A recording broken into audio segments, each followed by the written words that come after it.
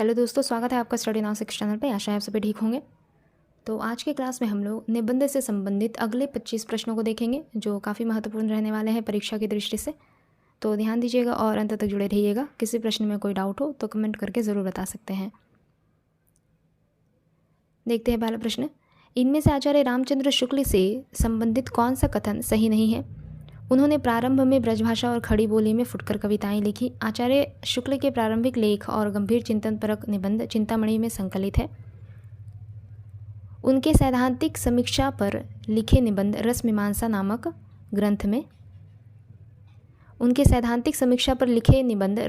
नामक ग्रंथ में संकलित है।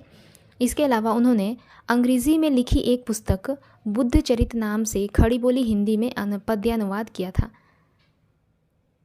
उन्होंने इस पुस्तक का अनुवाद खड़ी बोली में नहीं बल्कि ब्रजभाषा में किया है। ठीक है, आचार्य शुक्ल ने इस पुस्तक का अनुवाद खड़ी बोली में नहीं बल्कि ब्रजभाषा में किया है। तो इस प्रकार यहाँ पे जो असत्य हो जाएगा, जो गलत कथन है आचार्य शुक्ल के बारे में, वह हो जाएगा विकल्प घ। आगे देखते हैं। शिव शंभू का चिट्ठा नामक व्यंग्यात्मक निबंध के लेखक कौन है? शिव शंभू का चिट्ठा नामक व्यंग्यात्मक निबंध के लेखक रहे बाल मुकुंद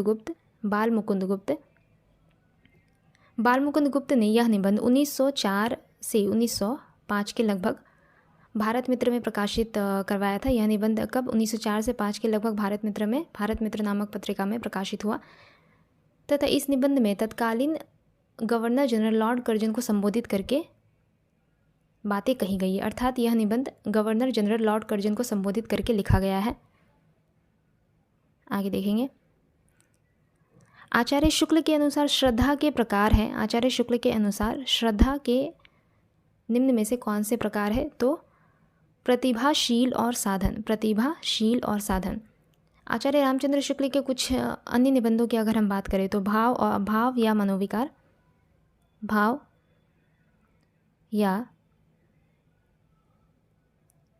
मनोविकार,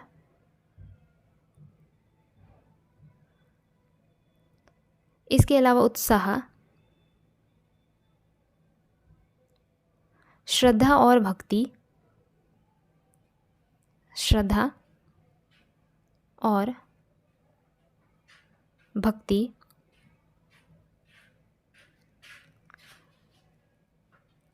लज्जा और ग्लानि,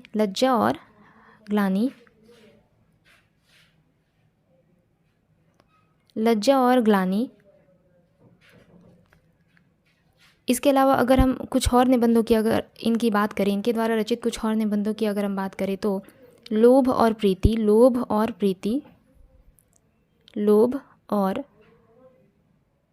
प्रीति,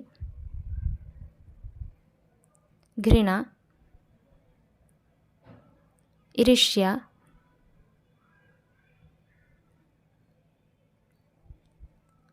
भय, क्रोध इत्यादि। ठीक है, मैं एक बार फिर से बता दे रही हूँ। भाव या मनोविकार, उत्साह, श्रद्धा और भक्ति, करुणा, लज्जा और ग्लानि, लोभ और प्रीति, घृणा, ईर्ष्या, भय, क्रोध इत्यादि। ये सभी आचार्य शुक्ल द्वारा रचित निबंध हैं। आगे देखेंगे। डॉक्टर हजारी प्रसाद द्विवेदी द्वारा विरचित निम्नांकित कृतियों में से कौन सी कृति उपन्यास विधा से संबंधित नहीं है? ये सभी कृतियाँ किनके द्वारा रचित है? आचार्य हजारी प्रसाद द्विवेदी जी द्वारा। तो इनमें से एक कृति है जो उपन्यास विधा से संबंधित नहीं है। चारुचंद्रलेख, वाणभट्ट की आत्मकथा, नामदास का पोथा, ये सभी उपन्यास विधा की कृति है। जबकि कूटज एक निबंध है। कूटज क्या है? एक निबंध है। ठीक है, कूटज एक निबंध है। आचार्य हजारी प्रसाद द्विवेदी जी द्वारा रचित कुछ अन्य निबंधों की अगर हम बात करें तो अशोक के फूल,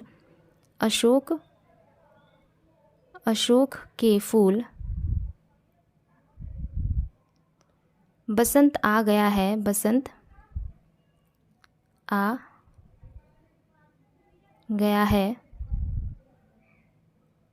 मेरी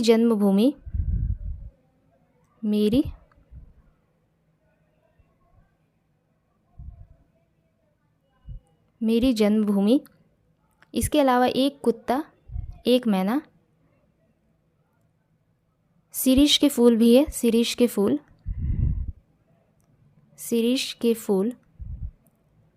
और एक क्या बताया मैंने, एक कुत्ता और एक मैना, ठीक है। शिरीष के फूल, एक कुत्ता और एक मैना। अशोक के फूल, बसंत आ गया है, मेरी जन्मभूमि, शिरीष के फूल, एक कुत्ता और एक मैना। ये सभी निबंध किनके द्वारा रचित है? आचार्य हजारी प्रसाद द्विवेदी जी द्वारा। आगे देखेंगे, मैंने सील पहुँचाई ललित निबंध के लेखक कौन रहे? मैंने सील पहुँचाई ललित निबंध के लेखक रहे, मैंने सील पहुँचाई ललित निबंध के लेखक रहते हैं डॉक्टर विद्यानिवास मिश्र जी, डॉक्टर विद्यानिवास मिश्र जी। विद्यानिवास मिश्र के अगर हम कुछ अन्य निबंधों की बात करें तो चितवन की छाह, चितवन की छाह, हल्दी धूप,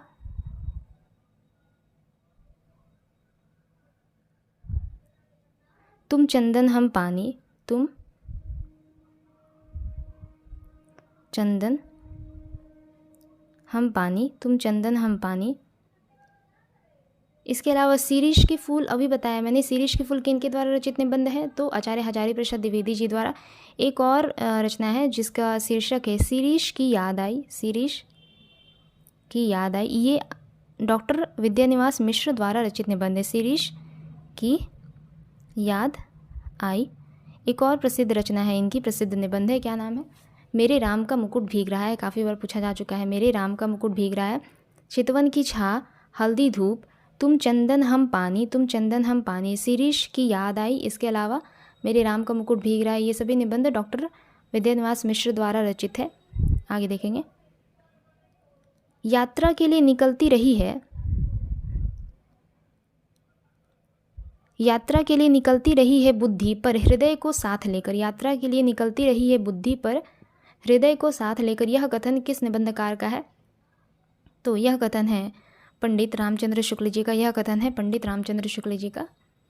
आगे देखते हैं, यौवन के द्वार पर निबंध के लेखक कौन है? यौवन के द्वार पर निबंध के लेखक है, यौवन के द्वार पर निबंध के लेखक है डॉक्टर नागेंद्र। इसके अलावा यौवन के द्वार पर नामक पुस्तक की रचना एक और रचनाकार ने किया है, देवराज उपाध्याय। देवराज उपाध्याय ने यौवन के द्वार पर नामक शीर्षक से ही एक पुस्तक की रचना की है, देवराज उपाध्याय ने, ठीक है, देवराज उपाध्याय ने। अगर निबंध की बात करें तो निबंध किसने लिखा है यौवन के द्वार पर नामक शीर्षक से? तो डॉक्टर नगेंद्र ने, डॉक्टर नगेंद्र ने। डॉक्टर नगेंद्र द्वारा रचित कुछ अन्य निबंधों की अगर हम बात करें तो आस्था के चरण, आस्था के चरण, चेतना के बिंब, चेतना के बिंब, चेतना के बिंब,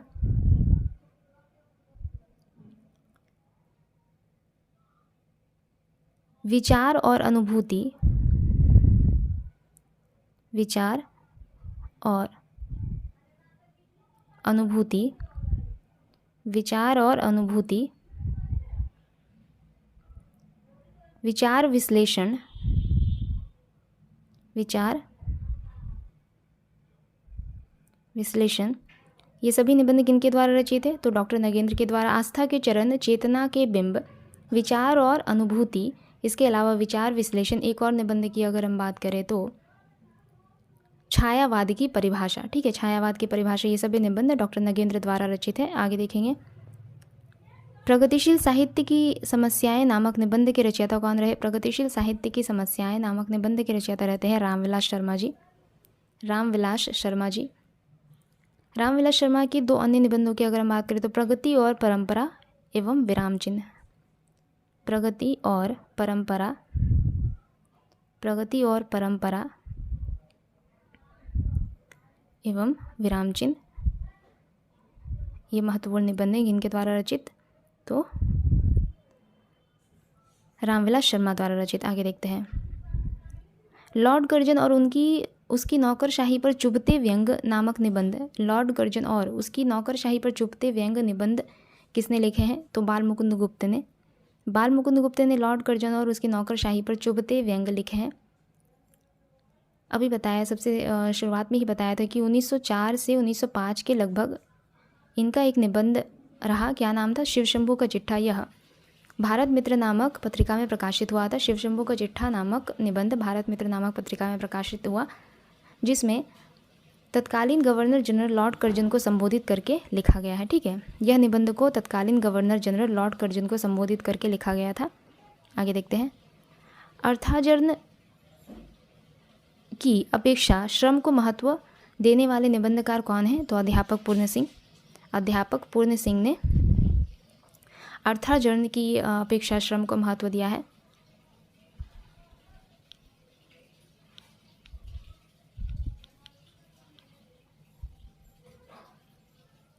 इन्होंने कुल 6 निबंधों की रचना की। अध्यापक पूर्ण सिंह ने कुल कितने निबंधों की रचना की है? तो 6 निबंधों की रचना की है। नाम क्या रहा? आचरण की सभ्यता, आचरण की सभ्यता, आचरण की सभ्यता, मजदूरी और प्रेम, मजदूरी और प्रेम,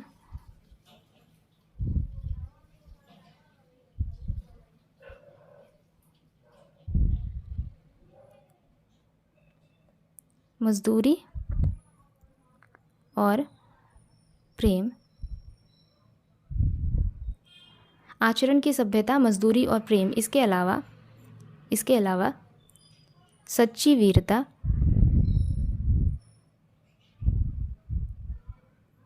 सच्ची वीरता, पवित्रता, पवित्रता, कन्यादान, कन्यादान, और एक निबंध है, क्या नाम है उसका?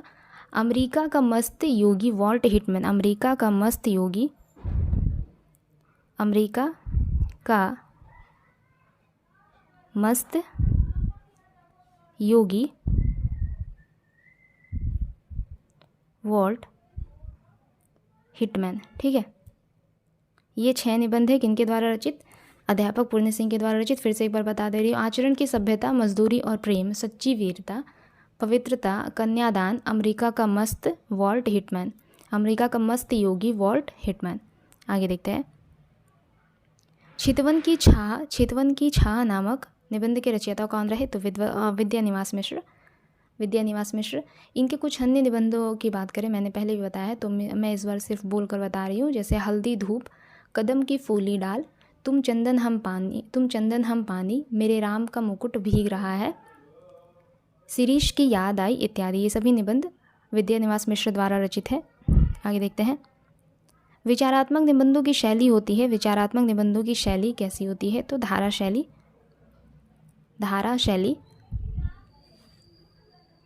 किसी विचार, गुण, समस्या, दोष, मनोभाव, धर्म आदि के विषय में परिचयात्मक या व्याख्यात्मक लेखन ही विचारात्मक निबंध कहलाता है। किसी विचार, गुण, समस्या, दोष, मनोभाव, धर्म आदि के विषय में जब परिचय तथा व्याख्या सहित निबंध लिखा जाता है तो उसे विचारात्मक निबंध कहा जाता है। इस प्रकार निबंध में भाव की प्रधानता होती है। निबंध में किस चीज़ की प्रधानता होती है? तो भाव की प्रधानता होती है। यमलोक की यात्रा निबंध के लेखक कौन रहे? यमलोक की यात्रा नामक निबंध के रचयिता रहते हैं राधाचरण गोस्वामी, राधाचरण गोस्वामी।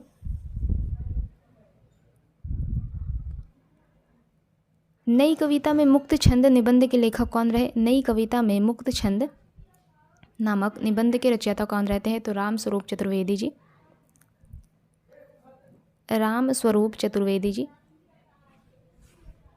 इनके कुछ अन्य निबंधों की अगर हम बात करें तो हिंदी नवलेखन, हिंदी नवलेखन, भाषा और संवेदना, भाषा और संवेदना, ये सभी रामस्वरूप चतुर्वेदी जी द्वारा रचित निबंध है। इसके अलावा अज्ञेय और आधुनिक रचना की समस्या, अज्ञेय और आधुनिक, अज्ञेय और आधुनिक रचना की समस्या इत्यादि, आधुनिक रचना की समस्या इत्यादि, ये सभी निबंध रामस्वरूप चतुर्वेदी जी द्वारा रचित है। आगे देखते हैं। बात भौ मनोयोग शीर्षक निबंधों के लेखक कौन रहे? बात भौ मनोयोग शीर्षक नामक निबंधों के लेखक कौन रहते हैं? तो प्रताप नारायण मिश्र जी। प्रताप नारायण मिश्र जी। शुक्ल जी ने इन्हें हिंदी का एडिसन कहा है। प्रताप नारायण मिश्र को शुक्ल जी ने क्या कहा है? तो हिंदी का एडिसन कहा है। प्रताप नारायण मिश्र जी को शुक्ल जी ने हिंदी का एडिसन कहा है। ठीक है, आगे देखते हैं। बेकन के निबंधों का अनुवाद बेकन विचार रत्नावली नाम से किसने किया? बेकन के निबंधों का अनुवाद बेकन विचार रत्नावली नाम से महावीर प्रसाद द्विवेदी जी ने किया है। महावीर प्रसाद द्विवेदी जी के कुछ अन्य निबंध है जैसे रसज्ञ रंजन, नाट्य शास्त्र, उपन्यास रहस्य, आगरे की शाही इमारतें। रसज्ञ रंजन, नाट्य शास्त्र, उपन्यास रहस्य, आगरे की शाही इमारतें, ये सभी निबंध महावीर प्रसाद द्विवेदी जी द्वारा रचित है। आगे देखते हैं। निम्न में से कौन सा सुमेलित नहीं है? परंपरा का मूल्यांकन रामविलास शर्मा, नया साहित्य नए प्रश्न नंद दुलारे वाजपेयी, मिट्टी की ओर रामधारी सिंह दिनकर। परंतु श्रृंखला की कड़ियाँ यह महादेवी वर्मा द्वारा रचित है। श्रृंखला की कड़ियाँ किन की रचना है? तो महादेवी वर्मा की रचना है। आगे देखते हैं। यदि गद्य कवियों या लेखकों की कसौटी है, यदि गद्य कवियों या लेखकों की कसौटी है तो निबंध गद्य की कसौटी है, यह कथन किसका है? यदि गद्य कवियों या लेखकों की कसौटी है तो निबंध गद्य की कसौटी है, यह कथन है आचार्य रामचंद्र शुक्ल जी का।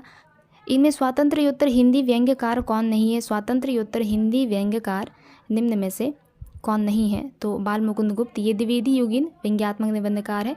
बाल मुकुंद गुप्त द्विवेदी युगीन व्यंग्यात्मक निबंधकार है, जबकि रविंद्रनाथ, श्रीलाल शुक्ल, नरेंद्र कौल ये सभी स्वातंत्र्योत्तर हिंदी व्यंग्यकार रहे। अगला प्रश्न है, शीरीष की फूल नामक रचना की विधा क्या है? तो यह एक निबंध है, ललित निबंध है। किनके द्वारा रचित? आचार्य हजारी प्रसाद द्विवेदी जी द्वारा रचित। हजारी प्रसाद द्विवेदी जी की कुछ अन्य निबंधात्मक रचनाएं हैं जैसे अशोक की फूल, कूटज, कल्पलता, बसंत आ गया है, नया वर्ष, नाखून क्यों बढ़ते हैं इत्यादि। आगे देखते हैं। सदाचार का ताबीज़ के लेखक कौन है? सदाचार का ताबीज़ के लेखक कौन रहे? तो हरिशंकर परसाई जी रहे। सदाचार का ताबीज़ नामक निबंध के लेखक रहे हरिशंकर परसाई। इनके द्वारा रचित कुछ अन्य निबंध हैं। विकलांग श्रद्धा का दौर, बेईमानी की परत, तुलसीदास चंदन घिसे, प्रेम के फटे जूते इत्यादि। विकलांग श्रद्धा का दौर, बेईमानी की परत, तुलसीदास चंदन घिसे, प्रेमचंद के फटे जूते इत्यादि, ये सभी हरिशंकर परसाई द्वारा रचित निबंध हैं। आगे देखते हैं। क्रोध निबंध के लेखक कौन रहे? क्रोध नामक निबंध के लेखक कौन रहते हैं? तो रामचंद्र शुक्ल जी। शुक्ल जी के निबंधों का संकलन चिंतामणि नाम से प्रकाशित हुआ था। चिंतामणि में इनके निबंधों को संकलित किया गया है। चिंतामणि के 4 भाग प्रकाशित हुए हैं। चिंतामणि भाग 1 में कुल 17 निबंध संकलित है। ठीक है, उसी में से एक निबंध है क्रोध। चिंतामणि भाग एक में कुल 17 निबंध संकलित किए गए हैं, जिसमें क्रोध भी एक निबंध है। आगे देखते हैं। निम्न में से कौन सा कथन असत्य है? मन पवन की नौका कुबेरनाथ राय का निबंध संग्रह है, सही है। विचार और वितर्क हजारी प्रसाद द्विवेदी जी का निबंध है, यह भी सही है। कौन तू फुलवा बीनन हारी विवेकी राय का निबंध है। चंद्रधर शर्मा गुलेरी द्विवेदी युगीन निबंधकार है, ये भी सही है। परंतु कौन तू फुलवा बीनन हारी यह विवेकी राय का निबंध नहीं है, बल्कि यह विद्यानिवास मिश्र का निबंध है। कौन तू फुलवा बीनन हारी किनका निबंध है? तो विद्यानिवास मिश्र का यह निबंध है। आगे देखेंगे। केवल 6 निबंध लिखकर निम्नलिखित में से किस लेखक ने हिंदी जगत में ख्याति अर्जित की? तो सरदार पूर्ण सिंह ने। ठीक है, तो आज का ये हमारा अंतिम प्रश्न रहा। अगले क्लास में जल्दी मिलेंगे। तब तक के लिए अगर आप लोगों को हमारी क्लास अच्छी लगे तो लाइक, शेयर और सब्सक्राइब ज़रूर कर सकते हैं। धन्यवाद।